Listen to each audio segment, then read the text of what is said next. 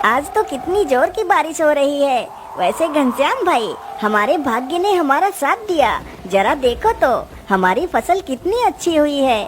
हाँ भाई, फसल तो अच्छी है, लेकिन ये फसल हमारे भाग्य की वजह से नहीं बल्कि हमारे कर्म का फल है। जब हम दोनों ने मिलकर इस खेत में कड़ी मेहनत की है, तभी जाकर तो हमारे खेत में इतनी अच्छी फसल हुई है।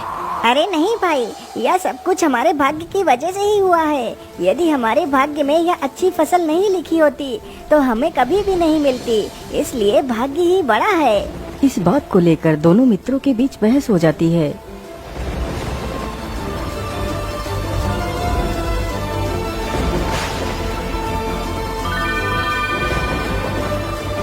अरे क्या बात है भाई, आप दोनों आपस में ही क्यों लड़ रहे हैं? अरे देखिए ना मन्ना भाई, ये मेरा मित्र शामू कहता है कि भाग्य सबसे बड़ा होता है, जबकि मेरा कहना है कि जब तक इंसान कर्म नहीं करेगा तब तक कुछ भी नहीं हो सकता। इसीलिए कर्म ही बड़ा है। बात तो सही है। यदि कोई वस्तु इंसान के भाग्य में ना हो तो वह नहीं मिल सकती, लेकिन बिना कर्म किए भी तो कुछ भी प्राप्त नहीं होता। अरे भाई, आप दोनों की बहस उचित है, लेकिन इसका फैसला कर पाना बड़ा ही मुश्किल है। इसलिए आप दोनों को महाराज के पास जाना चाहिए, वही इसका फैसला कर सकते हैं। उस व्यक्ति की बात सुनकर दोनों मित्र राजमहल में पहुंच जाते हैं। बोलिए, आप लोगों की क्या समस्या है? आप दोनों राज्यसभा में क्यों आए हैं? महाराज, मेरा नाम घनश्याम है और ये मेरा मित्र शामू है। हम दोनों आपसे एक सवाल का जवाब जानना चाहते हैं। हाँ हाँ, क्यों नहीं युवक, पूछो, तुम दोनों कौन से सवाल का जवाब जानना चाहते हो? महाराज, मेरा कहना है कि कर्म बड़ा है, लेकिन मेरा मित्र का कहना है कि भाग्य बड़ा है। अब आप ही बताइए महाराज कि क्या बड़ा है? बात तो सही है, यदि इंसान कर्म ना करे तो उसे कुछ भी प्राप्त नहीं हो सकता, और यदि इंसान के भाग्य में कोई वस्तु लिखी है तो वो उसे जरूर मिलती है। इसीलिए इस विषय पर तो कोई भी निर्णय लेना उचित नहीं होगा। क्या हुआ महाराज, आप कोई जवाब क्यों नहीं दे रहे?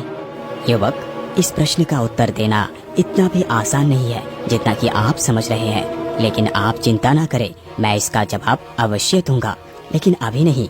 इसके लिए मुझे 1 महीने की मोहलत चाहिए। ठीक है महाराज, यदि ऐसी बात है तो फिर हम दोनों 1 महीने बाद ही आएंगे। इतना कहकर दोनों मित्र वहां से चले जाते हैं।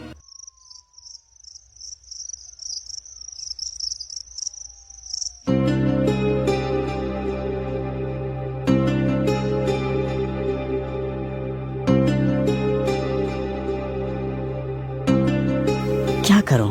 इस सवाल का जवाब कहां से मिलेगा मुझे? मैं ऐसा करता हूं, कल सुबह ही इस प्रश्न का उत्तर ढूंढने के लिए निकलता हूं।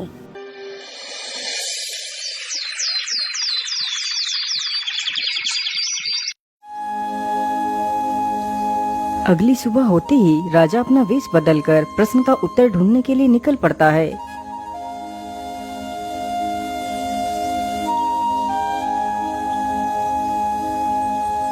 राजा चलते चलते एक नगर के पास से होकर गुजरता है।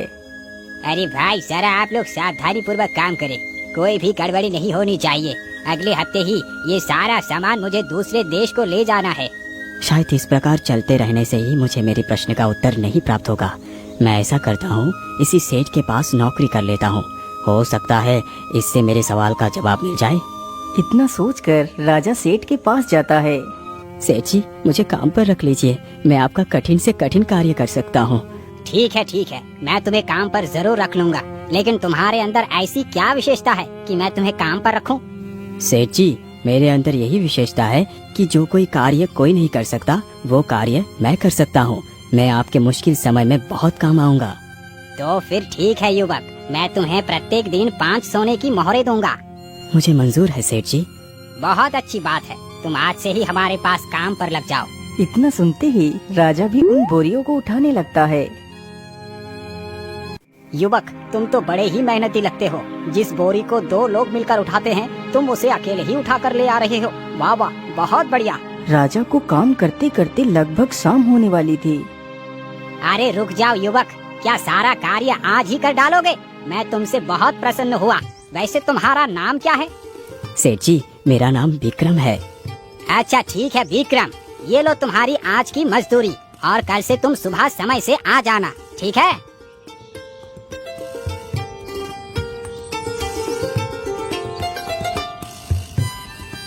वैसे यहाँ पर तो कर्म ही बड़ा है, क्योंकि जब मैंने कर्म किया तभी जाकर मुझे पैसे मिले, लेकिन इससे मेरे हृदय को संतुष्टि नहीं हुई। ये सारी बातें सोचते सोचते राजा एक ढाबे के पास से गुजरता है। वैसे मुझे बहुत जोर की भूख लगी है, चलो कुछ खा लेता हूँ। इतना कहकर राजा उस ढाबे से उन 5 सिक्कों से एक खाने की थाली खरीदता है। मेहनत करने के बाद तो भूख भी कितनी जोर की लगती है। चलो मैं जल्दी से खाना खाकर कहीं रुकने का इंतजाम करता हूँ। अरे बेटा, जरा मेरी बात सुनो। अरे क्या बात है बूढ़े बाबा? बेटा, मैंने 2 दिनों से कुछ भी नहीं खाया, क्या तुम मुझे कुछ खाना खिला सकते हो? हाँ हाँ बाबा, क्यों नहीं, आप ये सारा खाना खा लीजिए। इतना बोलकर राजा उस खाने की थाली को उस बुढ़े व्यक्ति को दे देता है। वाह बेटा वाह, तुम तो वाकई कितने महान हो। तुमने इस खाने को खुद ना खाकर मुझे दे दिया। जीते रहो बेटा, जीते रहो। इतना बोलकर वह बूढ़ा व्यक्ति उस खाने को लेकर वहाँ से चला जाता है। वैसे उस खाने को मैंने अपनी मेहनत के पैसे से खरीदा था, लेकिन वो खाना मेरे भाग्य में नहीं था, इसीलिए मुझे नहीं मिला। ये हिसाब से तो भाग्य बड़ा हुआ।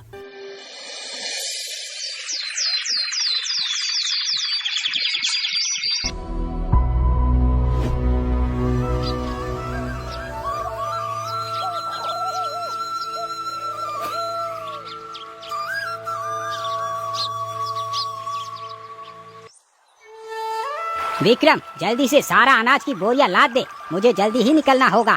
लेकिन पता नहीं क्यों आज सुबह से मेरी बाएं आंख फड़क रही है। सेठ जी, यदि आपकी बाईं आंख फड़क रही हो तो आज विदेश यात्रा शुभ नहीं। मेरा मानो तो आपको कल निकलना चाहिए। अरे नहीं विक्रम, ऐसा कुछ नहीं होता, ये तो एक मिथ है और कुछ नहीं। ये सारा अनाज मुझे आज ही पहुंचाना है। सेठ जी, यदि आपकी यही जिद है तो मैं भी आपके साथ चलूंगा।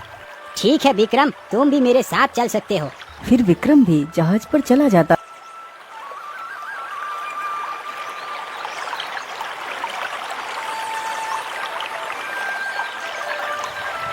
जहाज चलते चलते समुद्र की गहराइयों में पहुंच जाता है।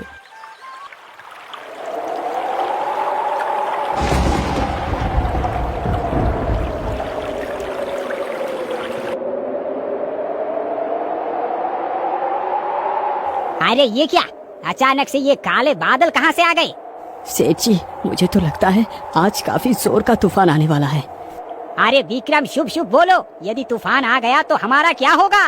सेठ इतना कह ही रहा था कि तभी जोर जोर से बारिश होने लगती है और साथ ही समुद्र में जोर जोर से लहरें उठने लगती हैं। जहाज पर सवार लोग अपनी अपनी जान बचाने के लिए समुद्र में कूदने लगते हैं। विक्रम, तुमने कहा था कि तुम कठिन समय में मेरे काम आओगे। आज तो मुझे मेरी मौत सामने खड़ी दिखाई दे रही है। तुम मेरी जान बचाओ विक्रम।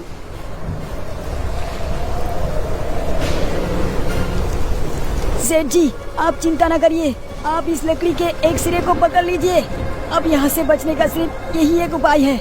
सेठ तुरंत ही उस लकड़ी के दूसरे सिरे को पकड़कर समुद्र में कूद जाता है।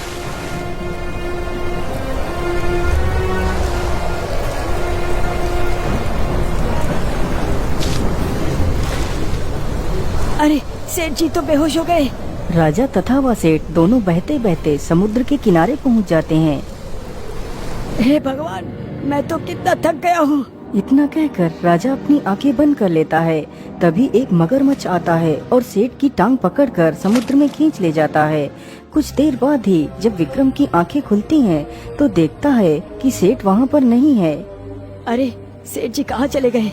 अभी तो यहाँ पर थे, इतनी जल्दी आखिर कहाँ जा सकते हैं? तभी राजा की नजर जमीन पर पड़ती है जहाँ पर वह मगरमच्छ सेठ को खींच कर ले गया था। अरे ये पैरों के निशान तो एक मगरमच्छ के हैं, तो इसका मतलब सेठ जी को एक मगरमच्छ खींच कर ले गया है। हे प्रभु, मैंने सेठ जी की जान अपने प्रयास से तो बचा ली, लेकिन सेठ जी के भाग्य में जीवन ही नहीं था, इसीलिए उनकी मृत्यु हो गई। लेकिन ये तो कितना बुरा हुआ, मैं सेठ जी की रक्षा नहीं कर पाया। राजा इस बात को सोच सोच कर काफी ज्यादा शोक प्रकट करता है। यहाँ तो दूर दूर तक कोई परिंदा भी नजर नहीं आ रहा। चलो सीधे ही चलता हूँ, हो सकता है कोई नगर ही मिल जाए। इतना सोचकर राजा वहाँ से निकल पड़ता है।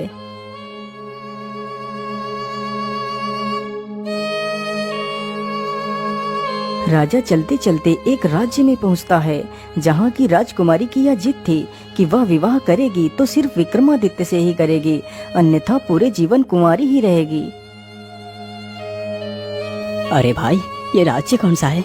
भैया यह मंगोलिया राज्य है, लेकिन आप कौन हो भाई?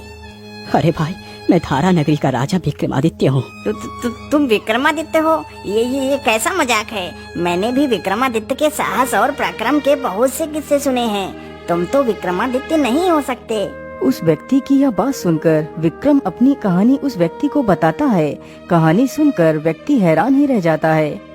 महाराज, हमारे राज्य की राजकुमारी ने यह प्रण लिया है कि वह अपना विवाह सिर्फ आपके साथ ही करेंगी, अन्यथा पूरे जीवन कुंवारी ही रहेंगी। चलिए महाराज, हमारे साथ राजमहल को चलिए।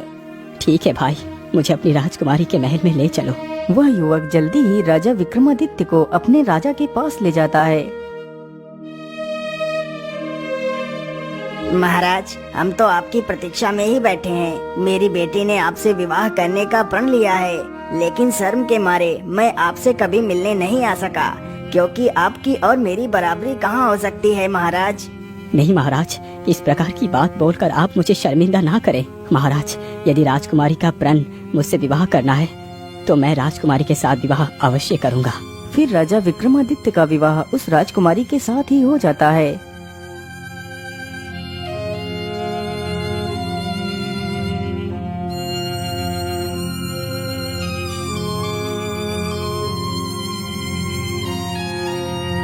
अच्छा महाराज, अब आप मुझे जाने की अनुमति दें।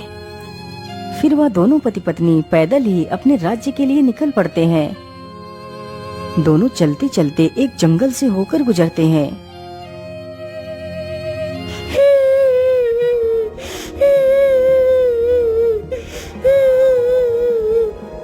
अरे स्वामी, ये रोने की आवाज किसकी है?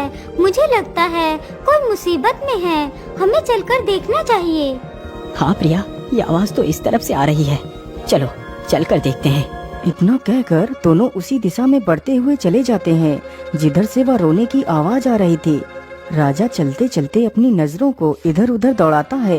तभी उसकी नजर एक पेड़ के नीचे पड़ती है, जहाँ पर एक छोटी सी लड़की बैठकर रो रही थी।